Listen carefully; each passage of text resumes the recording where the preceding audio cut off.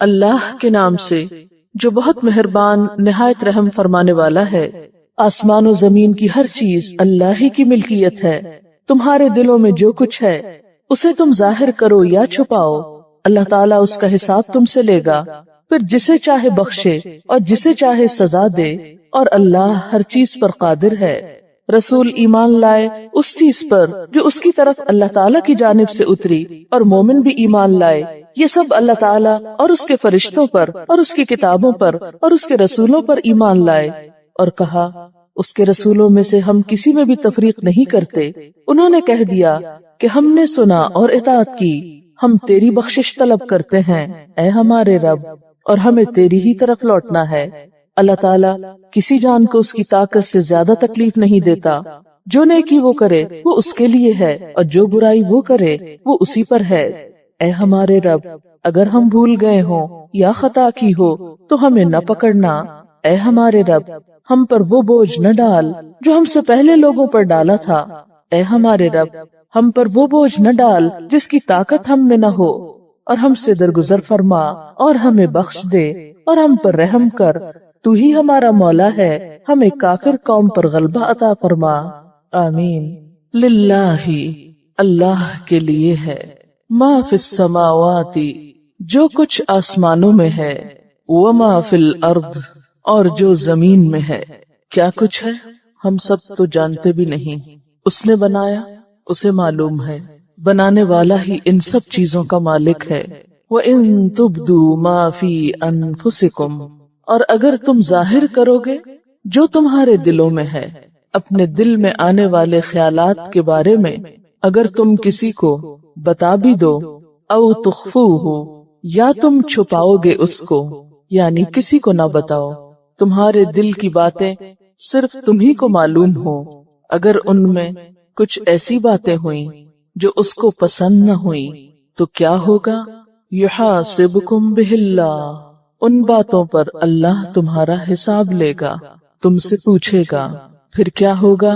فیغفر پھر بخش دے گا، معاف کر دے گا، لمن یشاء جس کو چاہے گا، ویعذب اور عذاب دے گا، سزا دے گا، من یشاء جس کو چاہے گا، واللہ اور اللہ تعالی علی کل شیء ہر چیز پر قدیر قدرت رکھنے والا ہے۔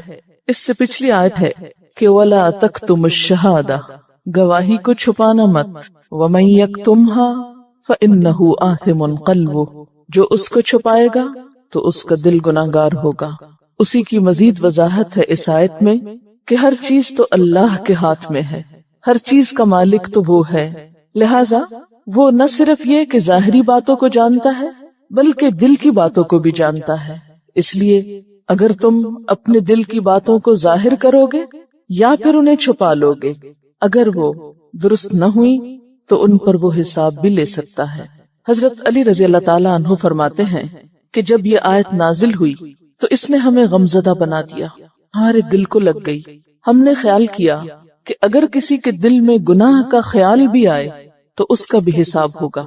یعنی صحابہ کرام نے اس کا معنی کیا سمجھا کہ دل میں گزرنے والے ہر خیال پر پکڑ ہوگی، کہ پھر معلوم نہیں کہ اس کی معافی ہوگی یا نہیں۔ اور جیسا کہ سب جانتے ہیں نا کہ دل میں آنے والے خیالات پر تو بسا اوقات انسان کا بس نہیں ہوتا، وہ ہمارے کنٹرول میں نہیں ہوتے، وہ تو آتے ہی چلے جاتے ہیں۔ تو یہی چیز صحابہ کرام کے دل میں گزری کہ اگر دل کی باتوں پہ پکڑ ہونے لگی پھر تو ہم بچ نہیں سکتے۔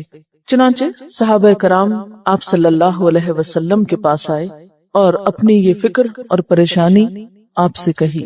آپ صلی اللہ علیہ وسلم نے فرمایا، کہو ہم نے سنا اور ہم اطاعت کرتے ہیں، سمعنا و اطعنا۔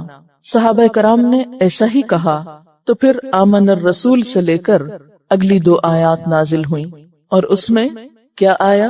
لا یکلف اللہ نفسا الا وسعها، اللہ تعالیٰ کسی شخص کو تکلیف نہیں دیتا مگر اس کی وسعت کے مطابق، یعنی اگر کسی کے بس میں نہیں کسی وسوسے کو کنٹرول کرنا، کسی خیال کو روکنا، تو اس پر پکڑ نہیں ہوگی۔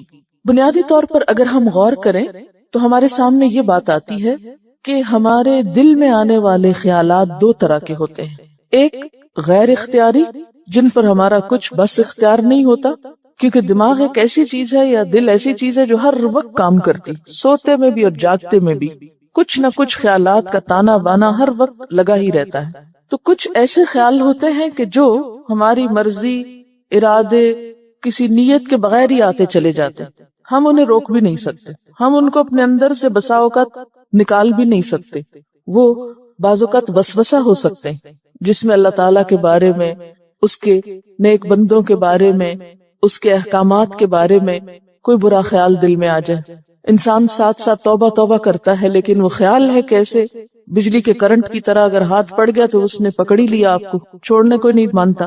تو ایسے خیالات جن پر انسان کا کوئی ارادہ اور اختیار نہیں، ان پر پکڑ نہیں۔ دوسری قسم کے خیالات وہ خیالات ہیں جو انسان کے ارادے اور اختیار پر مبنی ہیں، چاہے تو انہیں دل میں رکھے، چاہے تو نکال دے، پکڑ ایسے ہی خیالات پر ہے۔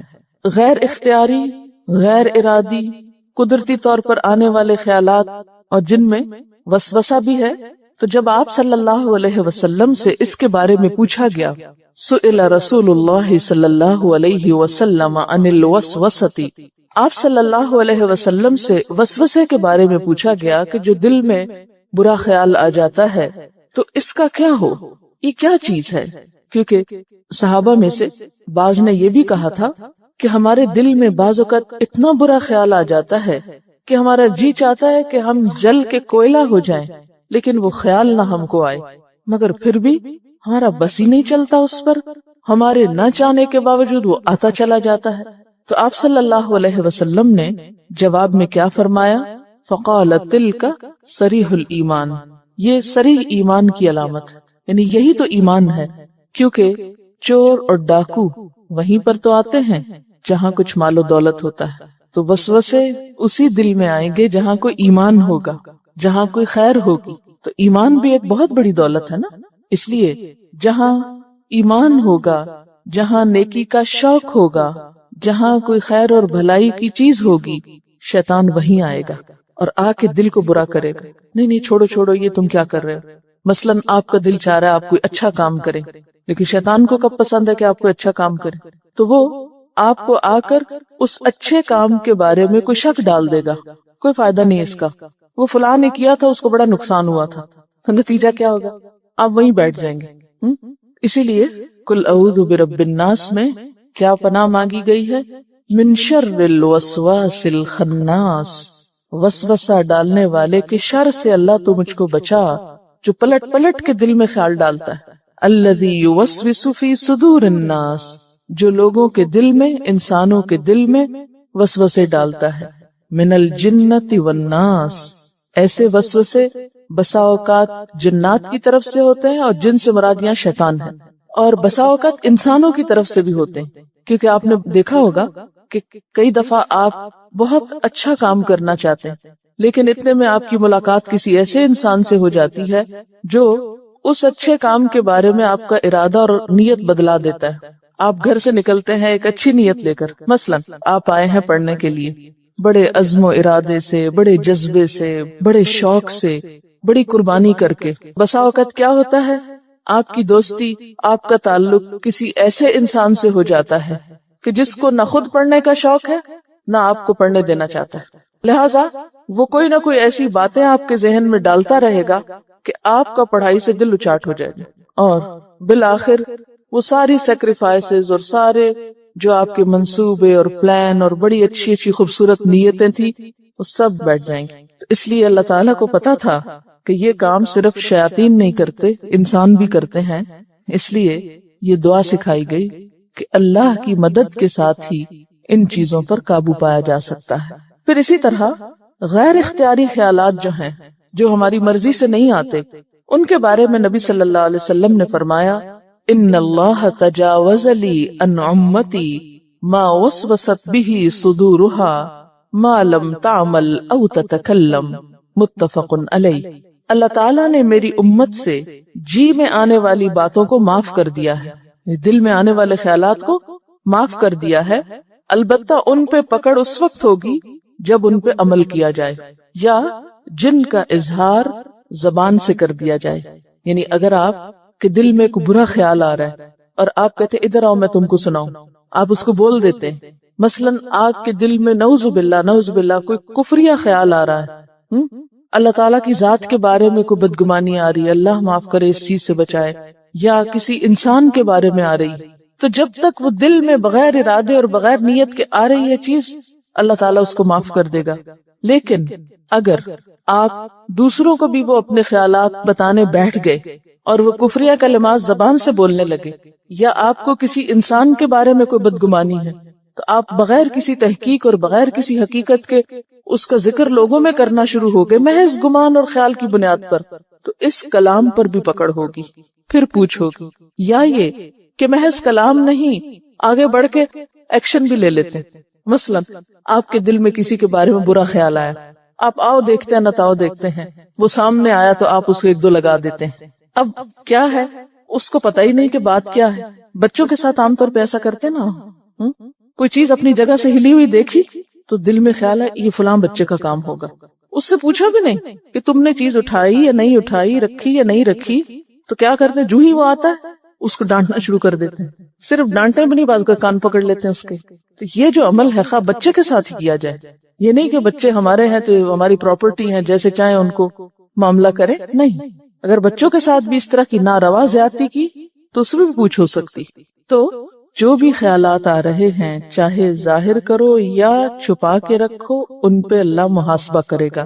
پھر محاسبہ کن خیالات پہ ہوگا؟ یہاں کن خیالات کی بات ہے؟ وہ خیالات شرک، اللہ کی ذات میں شک، کفر، منافقت، ان چیزوں پر ہے، کیونکہ ان سب کا تعلق بھی ہمارے خیال سے ہی ہے نا، ہمارے ارادے سے ہی ہے. تو وہ مضبوط عزائم، پکے ارادے، دل کے فیصلے جو کسی غلط بات کے لیے ہوں، ان پر پکڑ ہوگی. مثلا ایمان کہاں ہے آپ کا؟ دل میں ہوتا ہے نا. اب مثلا آپ کہے میں مسلمان ہوں، مجھے تو نہیں پتا، آپ تو زبان سے کہہ رہے ہیں، میں تو یقین کر لوں گی، لیکن اللہ کو پتا ہے کہ دل میں کیا ہے. تو ایمان بھی دل کا فعل ہے نا. اب اگر ایک شخص زبان سے کہہ رہا ہے لیکن دل میں وہ کفر رکھے ہوئے تو زبان سے کہنا اس کو کچھ فائدہ نہیں دے گا. کس کی بات مانی جائے گی؟ کہ اس کے دل میں کیا ہے. اسی طرح منافقت کیا ہے؟ کہاں ہوتی منافقت؟ دل میں ہوتی. فی قلوبہم مرض، ان کے دلوں میں بیماری. اسی طرح آپ دیکھتے ہیں کہ اخلاق کی کچھ باتیں ایسی ہیں جن کا تعلق انسان کے دل سے ہوتا ہے. مثلا صبر، تواضع، عاجزی، انکساری، قناعت، سخاوت، یہ سب کچھ کیا ہے؟ دل میں ہوتا ہے نا. اسی لیے حدیث میں آتا ہے کہ جب انسان کسی اچھے کام کی نیت کر لیتا ہے، ابھی وہ کام کیا نہیں اس نے، تو نیت پر بھی ثواب لکھ لیا جاتا ہے، وہیں سے مارکنگ شروع ہو جاتی. اور اگر وہ کر لیتا ہے تو کم از کم 10 گنا اجر ملتا ہے، اور زیادہ سے زیادہ تو پھر اللہ تعالیٰ کے ہاتھ میں ہے، جتنا چاہے دے. اچھا، اسی طرح آپ دیکھیں کہ بعض گناہ جن پر پکڑ ہوگی اور وہ دل کے گناہ ہیں. مثلا حسد، آپ کسی سے جیلس ہوتے ہیں. اسی طرح تکبر، کہاں ہوتا ہے تکبر؟ اس کا مقام کہاں ہے؟ دل میں ہے نا. آپ اپنے آپ کو بڑی شے سمجھتے. پھر اسی طرح بغض کہاں ہوتا ہے؟ دکھائیں؟ نہیں دکھا سکتے، اس لیے کہ دل میں ہی ہوتا ہے، اگر کسی سے ہو اللہ نہ کرے. پھر دنیا کی محبت کہاں ہوتی؟ دل میں ہوتی. حرص، لالچ، یہ سب چیزیں کہاں ہوتی؟ دل میں.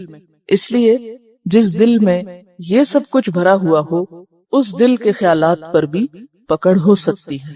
پھر اللہ کے ہاتھ میں ہے کیا؟ فَيَغْفِرُ لِمَن يَشَاءُ، جسے چاہے معاف کر دے. ان چیزوں کے باوجود بھی جسے چاہے معاف کر دے.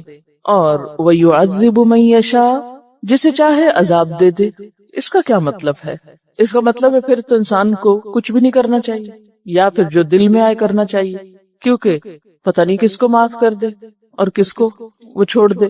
نہیں، اس کا مطلب یہ ہے کہ اس سے اللہ تعالی کا مکمل اقتدار اور مکمل مالک ہونا ہمارے سامنے آتا ہے کہ ہر چیز کا مالک وہ ہے. کیسے؟ جیسے آیت کے شروع میں آتا نا، للہ ما فی السماوات وما فی الارض، اسی کے لیے ہے جو آسمانوں اور جو زمین میں ہے. تو جب ہر چیز اس کی ہے تو اس سے کیا پتہ چلتا ہے؟ اسی کی مزید وضاحت آگے ہوئی. فَيَغْفِرُ لِمَن يَشَاءُ وَيُعَذِّبُ مَن يَشَاءُ، جب ہر چیز اس کی ہے، ہر چیز پہ اس کا اختیار اور اقتدار ہے، تو پھر جس کو چاہے معاف کر دے، جس کو چاہے سزا دے. یعنی اس سے پتہ چلتا ہے کہ فیصلے اللہ کی مشیت پر ہوں گے، فیصلے اللہ کی مشیت پر ہوں گے، کسی اور کو ان میں دخل نہ ہوگا، کوئی اور اس میں انٹرفیئر نہیں کر سکے گا، ہوگا وہی جو وہ چاہے گا۔ لیکن اس کا یہ مطلب نہیں کہ اس کی مشیت کے لیے کوئی قاعدہ یا ضابطہ نہیں، وہ نعوذ باللہ اندھا دھند فیصلہ نہیں کرے گا، ہر شخص جو ڈیزرو کرے گا اس کے مطابق ہی وہ اس کے ساتھ معاملہ کرے گا، اس سے تو کسی ظلم کا تصور بھی نہیں کیا جا سکتا۔ جیسے آتا نا وما انا بظلام للعبید، ما انا نہیں ہوں میں بظلام ظلم کرنے والا، للعبید بندوں کے لیے۔ ایک اور جگہ پر آتا ہے لا یسأل عما یفعل وہم یسألون، وہ نہیں پوچھا جا سکتا، کون؟ اللہ تعالیٰ، کس کے بارے میں؟ جو وہ کرتا ہے، وہم یسألون، اور سب لوگ سوال کیے جائیں گے۔ انسانوں سے تو پوچھا جائے گا لیکن اللہ تعالیٰ سے کوئی نہیں پوچھ سکتا۔ پھر آپ دیکھیے کہ پیچھے جو آیت الکرسی گزری ہے اس میں بھی کیا ہے؟ انہی صفات کا ذکر ہے۔ آیت الکرسی کیا ہے؟ دراصل اللہ تعالیٰ کا ایک تعارف ہے، اس کے علم، اس کی ملکیت، اس کی قدرت، انہی چیزوں کا ذکر ہے نا۔ تو اس آیت میں بھی آپ دیکھیں کیا ہے، للہ میں ملکیت ہے، پھر یغفر لمن یشاء میں اس کی قدرت ہے، اور پھر واللہ علی کل شیء قدیر، اور اللہ تعالیٰ ہر چیز پر قدرت رکھنے والا ہے۔ اور ان تبدوا ما فی انفسکم او تخفوہ، اس میں کیا ہے؟ اس کے علم کا اظہار ہے۔ تو آیت الکرسی میں بھی اس کی یہی صفات بیان کی گئی ہیں۔ اس کے بعد سورۃ البقرہ کی آخری 2 آیات جن کی بہت فضیلت آتی ہے احادیث میں، نبی صلی اللہ علیہ وسلم کو معراج کی رات جو 3 چیزیں ملی ان میں سے ایک سورۃ بقرہ کی یہ آخری 2 آیات بھی تھی۔ نبی صلی اللہ علیہ وسلم جب آسمانوں پر تشریف لے گئے تھے معراج کے موقع پر، تو اس وقت یہ 2 آیتیں بھی آپ کو دی گئی تھیں۔ یہ صحیح مسلم کی روایت ہے۔ اسی طرح ایک اور روایت میں آتا ہے کہ اس سورت کی آخری آیات آپ صلی اللہ علیہ وسلم کو ایک خاص خزانے سے عطا کی گئیں۔ کہاں سے عطا کی گئیں؟ ایک خزانے سے جو عرش الہی کے نیچے ہے، اور یہ آیات آپ کے سوا کسی اور نبی کو نہیں دی گئیں۔ پھر یہ کہ ان آیات کے آخر میں حضرت معاذ رضی اللہ تعالی عنہ آمین کہا کرتے تھے، اور ظاہر ہے کہ انہوں نے یہ عمل نبی صلی اللہ علیہ وسلم سے دیکھا ہوگا۔ نبی صلی اللہ علیہ وسلم نے ان آیات کے بارے میں یہ بھی فرمایا ہے کہ جو شخص سورۃ بقرہ کی آخری 2 آیتیں رات کو پڑھ لیتا ہے اس کو یہ کافی ہو جاتی ہیں، یعنی اس کی حفاظت کے لیے، اس کے اس پڑھنے کی بدولت اللہ تعالیٰ اس کی حفاظت فرماتے ہیں۔ چلیے اب یہ آیتیں پڑھتے ہیں۔ آمن الرسول بما انزل الیہ من ربہ والمؤمنون کل آمن باللہ وملائکتہ وکتبہ ورسلہ لا نفرق بین احد من رسلہ وقالوا سمعنا واطعنا غفرانک ربنا والیک المصیر۔ رسول اس چیز پر ایمان لائے جو آپ کی طرف، آپ کے رب کی طرف سے نازل کی گئی، اور سارے مومن، کلن سارے کے سارے، آمن باللہ وملائکتہ وکتبہ ورسلہ اللہ پر ایمان لائے اور اس کے فرشتوں پر اور اس کی کتابوں پر اور اس کے رسولوں پر، اور انہوں نے کیا کہا؟ لا نفرق بین احد من رسلی، ہم اس کے رسولوں میں سے کسی ایک کے درمیان فرق نہیں کرتے۔ اور ایمان لا کر کیا کہا؟ وقالوا سمعنا واطعنا، بولے ہم نے سن لیا اور ہم نے اطاعت کی، ہم بات مانیں گے۔ غفرانک، تیری بخشش چاہیے، یعنی پچھلی زندگی میں ہم سے جو غلطیاں، جو خطائیں ہو چکی، اللہ تو ہم کو معاف کر دے۔ ربنا، اے ہمارے رب، وإلیک المصیر، اور تیری طرف لوٹنا ہے، واپسی تو تیری ہی طرف ہے، مر کے تو تیرے ہی پاس آنا ہے۔ کچھ یاد کیجئے سورت کا بالکل ابتدائی حصہ، الف لام میم ذالک الکتاب لا ریب فیہ ھدی للمتقین، اور اس کی شرط کیا ہے؟ الذین یؤمنون بالغیب، وہ لوگ جو غیب پر ایمان لاتے ہیں۔ وہاں اس کتاب سے ہدایت پانے کے لیے پہلی خصوصیت جو بتائی گئی تھی وہ ایمان بالغیب تھا، اور اسی کی تفصیل سورت کے آخر میں، وہاں اشارہ تھا، یہاں ڈیٹیل ہے کہ ایمان بالغیب کیا ہوتا ہے۔ किस ईमान बिल गैब की बात है, इसमें क्या क्या चीजें शामिल हैं। वहाँ आपको एक बात बार बार याद दिलाई गई थी कि मुत्तकी वसील नजर होता है, वसील कल्ब होता है, उसके अंदर कोई तासुब नहीं होता, उसके अंदर तंगदिली नहीं होती, लिहाजा वो सिर्फ जाहिर नजर आने वाली चीजों को ही नहीं मानता बल्कि गैब पर भी ईमान रखता है। देखिए ना, जो तंग दिल होगा वो तो सिर्फ 2 और 2 4 को मानेगा, उसके सामने 2 और 2 5 नहीं हो सकते, वो रिजिड होगा। लेकिन मोमिन वसी नजर होता है, उसकी नजर में बसीरत होती, वो सिर्फ जाहिर में नहीं देखता, पर्दे के पीछे भी देख सकता है, और ये देखना ईमान का देखना है। और यहाँ सूरत के इख्तिताम पर क्या बता दिया गया कि पैगंबर सल्लल्लाहु अलैहि वसल्लम और आपके साथियों ने ईमान लाकर ये वाज़ेह कर दिया कि हम ये सब कुछ मानते हैं। और खास तौर पर शुरू में कहा गया था युमिनून बिल गैब, बीच में बहुत से अहकामात दिए, आखिर में फिर उसकी तकरार के बाद कहा समयना व अताना, हमने इस सूरत में आने वाले तमाम अहकामात सुन लिए, हम तो मानते भी नहीं कि हमने सुना है। और सहाबा कराम को हुजूर सल्लल्लाहु अलैहि वसल्लम ने जब परेशानी हुई कि हमारी पकड़ हो जाएगी, तो उस वक्त कहा कि आपको हो समयना व अताना, उन्होंने फौरन ही कह दिया। लेकिन हम सुन के भी सुनते नहीं, मुश्किल ये समयना, हमने सुन लिया। जो कुछ अल्लाह पाक ने इन 286 आयात में हमको बताया इस सूरत अल बकरा में, सब कुछ सुन लिया हमने। अब हम करेंगे क्या, यहूद की तरह या ईमान वालों की तरह? यहूद ने क्या कहा था, समयना व असैना, हमने सुन लिया, मानना कोई नहीं हमने। जरा दिल टटोले अपने, क्या सोचते हैं उन सब बातों के बारे में जो आप सुन चुके, अक़साम बिर बहुत सी सुन चुके। हमने सुन लिया, अब हमें क्या करना है, अताना, हम अब इताअत करेंगे, अब हमें अमल करना है। हम उन लोगों की तरह नहीं जो तासुब बरतते हैं, सिर्फ अपने रसूलों को मानते हैं, सिर्फ अपनी किताबों को मानते हैं और दूसरे अंबिया का इनकार करते हैं। नहीं, हम तो किसी के दरमियान फर्क भी नहीं करते। ला नुफर्रिकु बैना अहदिम मिर रुसुली, हम अल्लाह के रसूलों में से किसी के दरमियान तफरीक नहीं करते, सबको रसूल मानते हैं। फिर आप देखिए कि यहाँ पर जो तफसील बताई गई वो क्या है। आमन रसूल, कितना खूबसूरत आगाज है ना, कि बताने वाला सबसे पहले खुद ईमान ला रहा है। ये नहीं कहा गया कि सिर्फ मोमिन ईमान लाएं, बल्कि आमन रसूल, रसूल सल्लल्लाहु अलैहि वसल्लम ईमान लाए।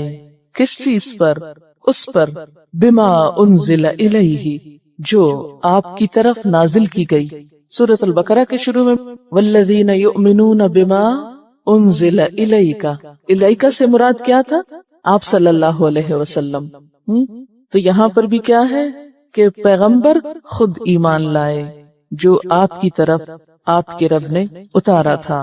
आमन रसूल बिमा उन्जिला इलैहि मिर रब्बिही, क्योंकि जब तक बताने वाला खुद पूरी तरह कन्विंस न हो, खुद ईमान न रखता हो, खुद उसका शरह सदर न हो, खुद उस बात की तस्दीक न करता हो जो वो दूसरों को बता रहा है, तो उसके बताने में भी वो कन्विंसिंग पार नहीं होती, तासीर नहीं होती। तो कौल और फेल का तजाद जो है ये बहुत नापसंदीदा चीज है अल्लाह ताला के नजदीक। इंसान कहे कुछ करे कुछ, या दूसरों के लिए, तो जैसे यहूद के बारे में आया अतअमुरून अन्नास बिल बिर्रि व तंसौना अनफुसकुम, उनके उलमा यही कर रहे थे ना। लेकिन नबी सल्लल्लाहु अलैहि वसल्लम की खूबी क्या बताई गई कि जो आपकी तरफ उतारा गया उसको पहले आपने खुद माना। आमन रसूल बिमा उन्जिला इलैहि मिर रब्बिही वल मुमिनून, और सारे मोमिन वो भी ईमान ले आए। कुल्लुन, सारे के सारे, आमना, ईमान लाए, किस चीज पर, बिल्लाही, सबसे पहले अल्लाह पर। अब ये ईमान की तफसील है, इसको क्या बोलते हैं, ईमान मुफस्सल। कुल्लुन आमना बिल्लाही, सब ईमान लाए अल्लाह पर, व मलाइकतिही, और उसके फरिश्तों पर, व कुतुबिही, और उसकी किताबों पर, व रुसुलिही, और उसके रसूलों पर। यहाँ 4 चीजों का जिक्र किया गया, 2 चीजें यहाँ जिक्र नहीं की गई।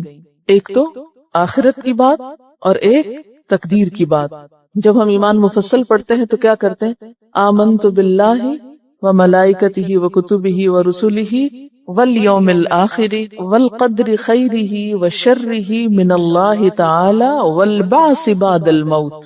یوں بولتے ہیں. تو والقدر خیرہ وشرہ من اللہ تعالی کہ اچھی بری تقدیر، انسان کو ملنے والی بھلائی برائی سب اللہ کی طرف سے ہوتی ہے. والبعث بعد الموت اور موت کے بعد دوبارہ جی اٹھنے پر بھی میں ایمان لاتا ہوں. ان دو کا تعلق بھی ایمان بالغیب ہی سے ہے. لیکن یہاں خاص طور پر جن چیزوں کا ذکر کیا گیا اس کا تعلق ہدایت سے ہے. ان میں ایک لنک ہے. آپ دیکھیے ہمارے پاس ہدایت کیسے پہنچی؟ اللہ تعالی کی طرف سے آئی، آمن باللہ. کس کے ذریعے آئی؟ وملائکتہ. کیا لے کر آئے؟ وکتبہ. کس پر لائے؟ ورسلہ. ٹھیک ہے. تو اگر یہاں یہ بھی ذکر کیا جاتا والقدر خیرہ وشرہ والبعث بعد الموت تو آپ دیکھتے کلام کا حسن ختم ہو جاتا. اس کی یہاں ضرورت نہیں تھی کیونکہ یہاں موقع نہیں ہے اس کا. اللہ تعالیٰ نے کوئی بات نہ زائد کی ہے اور نہ کوئی اہم بات چھوڑی ہے. ہر چیز کی ایک حکمت ہے. یہ الگ بات ہے کہ ہم اپنے چھوٹے دماغ ہونے کی وجہ سے وہ نہ سمجھ سکیں. تو کوئی شخص بھی عمل کر نہیں سکتا، کسی کا بھی عمل بدل نہیں سکتا جب تک اس کے ایمان کے اجزاء پورے نہیں ہوتے. مثلا ان میں سے اگر کوئی شخص کسی ایک چیز کا بھی انکار کر دے یا ان چیزوں میں سے کسی ایک چیز کے کسی حصے کا بھی انکار کر دے تو بات بگڑ جائے گی. مثلا اللہ تعالیٰ پر ایمان تو ہے، فرشتوں پر بھی ہے، لیکن کہ میں جبریل سے عداوت رکھتا ہوں. جیسے پیچھے آپ نے پڑھا من کان عدوا لجبریل، یہود کہتے تھے ہماری جبریل سے دشمنی، تو کام خراب ہو جائے گا، ایمان میں رکھنا ہو جائے گا، سوراخ ہو جائے گا. اسی طرح وکتبہ، اگر کوئی کہے میں سب کتابوں کو مانتا ہوں سوائے قرآن پاک کے تو معاملہ بگڑ جائے گا. ورسلہ، اگر کوئی شخص سب رسولوں کو مانے لیکن حضور صلی اللہ علیہ وسلم کو نہ مانے تو ایمان مکمل نہیں ہوتا. اسی لیے ہم دیکھتے ہیں کہ بہت سے لوگ ایسے ہیں یہود و نصارہ میں سے جو اللہ کو مانتے ہیں، فرشتوں کو مانتے ہیں، کتابوں کو مانتے ہیں، رسولوں کو مانتے ہیں، لیکن ایک رسول اور ایک کتاب کو نہیں مانتے، جس کی وجہ سے وہ ہدایت سے بہت دور ہیں. وہ اس عظیم ترین خزانے سے فائدہ اٹھانے سے محروم رہ گئے. حالانکہ یہ کتاب جو ہمارے پاس ہدایت کے لیے آئی، ذالک الکتاب لا ریب فیہ ھدی للمتقین، یہ ان تمام کتابوں کا لیٹسٹ اور کمپلیٹ ایڈیشن تھا. کیونکہ پچھلی کتابوں کے تو صرف ترجمے باقی ہیں، اصل تو باقی ہی نہیں. تو اللہ تعالیٰ کی طرف سے آنے والا پیغام جو مختلف طریقوں سے انہوں نے ڈسٹارٹ کر دیا، ضائع کر دیا، بدل دیا، ان سب کا ایک مکمل ترین ورژن اس کتاب کی شکل میں آیا. اب اگر کوئی شخص ادھوری چیزوں کو لے کر بیٹھا ہوا ہے اور مکمل چیز کو نہیں لے رہا تو وہ اپنا ہی نقصان کر رہا ہے. اسی لیے وہ لوگ ہدایت سے دور رہے، وہ اس خزانے سے دور رہے. لیکن اہل ایمان نے کیا کیا؟ لا نفرق بین احد من رسلی، ہم اس کے رسولوں میں سے کسی کے درمیان فرق نہیں کرتے.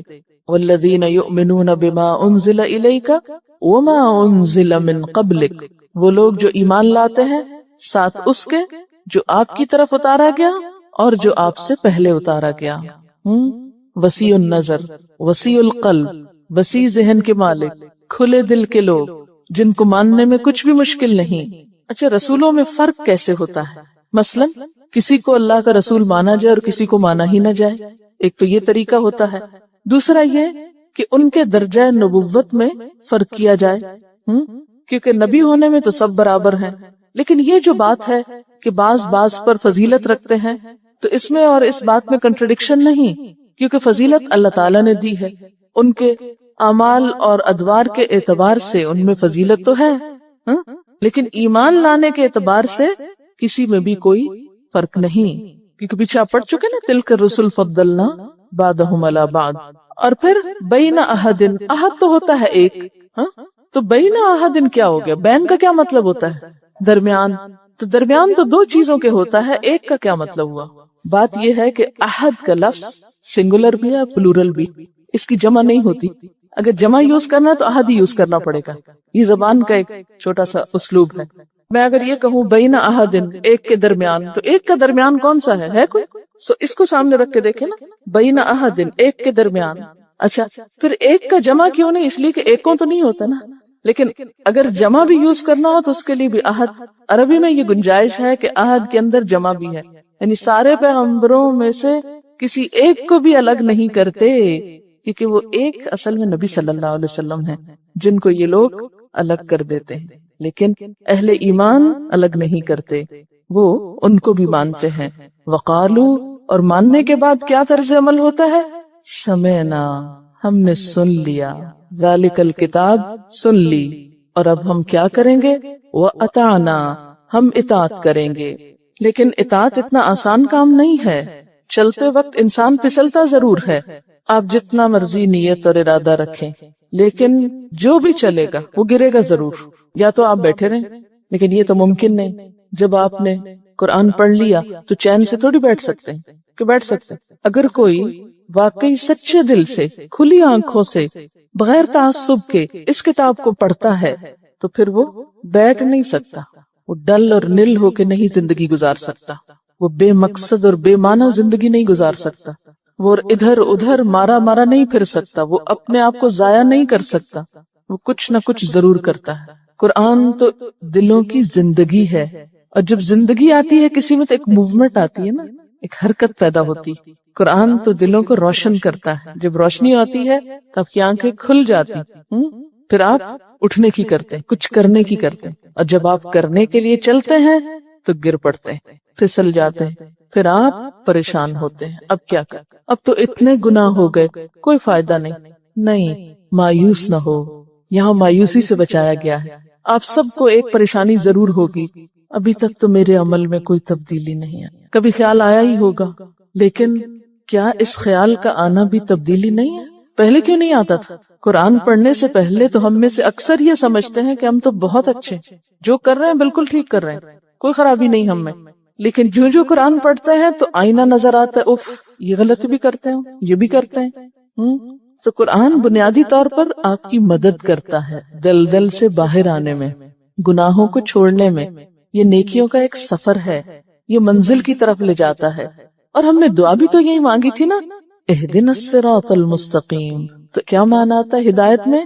رستہ دکھانا، پھر چلانا، پھر منزل تک پہنچانا، کہ اللہ ہم کو منزل تک پہنچا. اس کے لیے پھر حل کیا ہے؟ جب گر پڑے تو حل کیا ہے؟ گرے رہیں، پھسل جائیں تو پھسلے رہیں، غلطیاں ہو جائیں تو کرتے رہیں، مایوس ہو جائیں اور بگڑ جائیں نہیں، معافی مانگ لیں.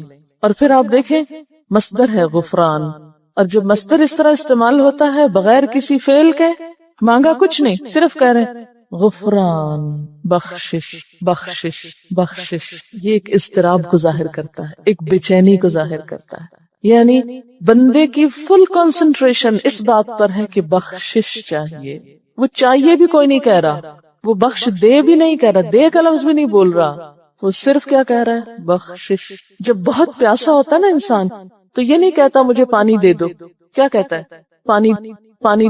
جس بندے کے اندر اپنے گناہوں کا احساس ہو جائے، میں گناہگار ہوں، میرا کیا ہوگا، میں بار بار پھسل جاتا ہوں، مجھ سے پھر غلطی ہو جاتی، میں نے تو پچھلی زندگی میں بہت غلطیاں کی ہیں، بہت بڑے بڑے گناہ کیے ہیں، بہت ظلم کیا ہے، میرا کیا ہوگا، میں چاہتا تو ہوں کہ نیک بن جاؤں، لیکن کیسے؟